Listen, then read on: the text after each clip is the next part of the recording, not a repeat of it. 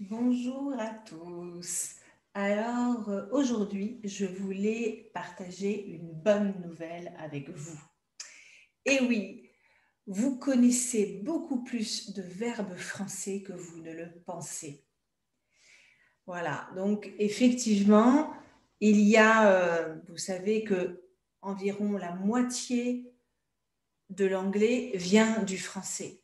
Donc potentiellement, vous connaissez énormément de mots, peut-être entre 80 et 100 000 mots qui sont d'origine française. Potentiellement, bien sûr. Alors, effectivement, moi, ça m'aide aussi en anglais parce que euh,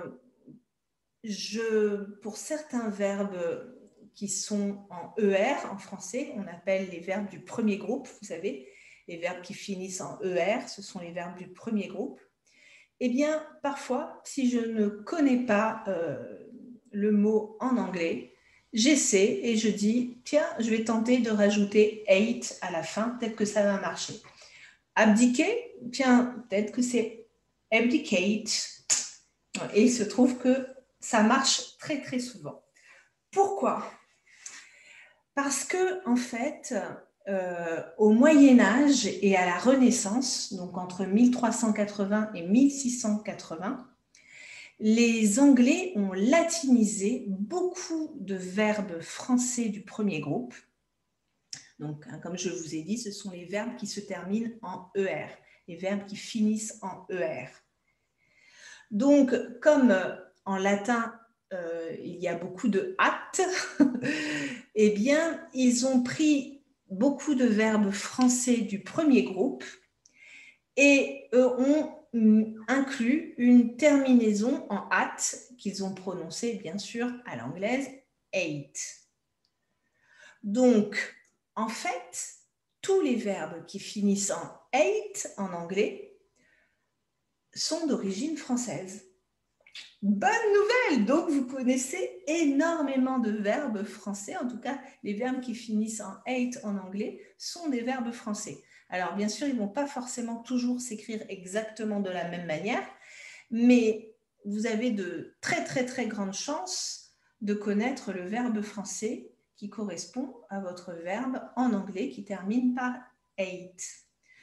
Donc, autre information, on estime à environ 8000 le nombre de verbes français du premier groupe qui ont été intégrés à l'anglais. Donc, c'est énorme.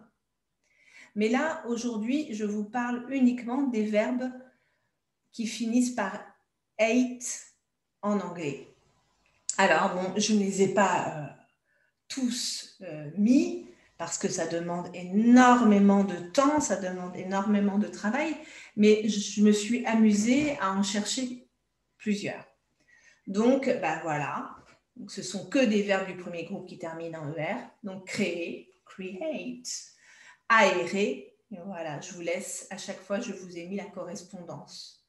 Aduler, animer, abdiquer, abroger, activer, aliéner, accélérer, accentuer, annihiler, amalgamer, accumuler, annoncer, améliorer, accommoder, agglomérer, agglutiner, aggraver, assassiner, différencier, articuler, désarticuler, excommunier, former, démontrer, déroger, décorer, illuminer, célébrer, élaborer, estimer, exagérer, accélérer, incorporer, terminer, perpétrer, détériorer, valider.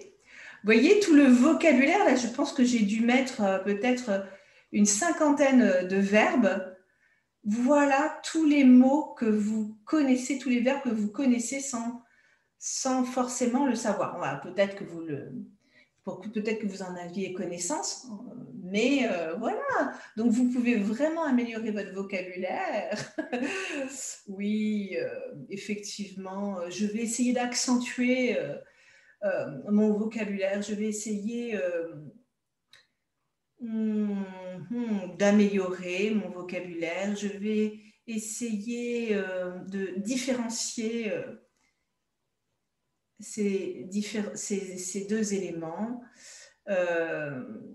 Oui, peut-être que cette personne va être excommuniée. Je vais démontrer que j'ai raison. Bref, vous avez un vocabulaire extraordinaire que je vous invite à utiliser. Et c'est la même chose pour moi en anglais, en fait. Donc, j'espère que vous serez content avec cette bonne nouvelle.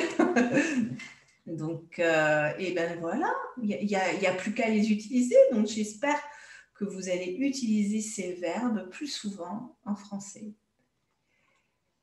Je vous souhaite une très bonne journée à tous. Au revoir.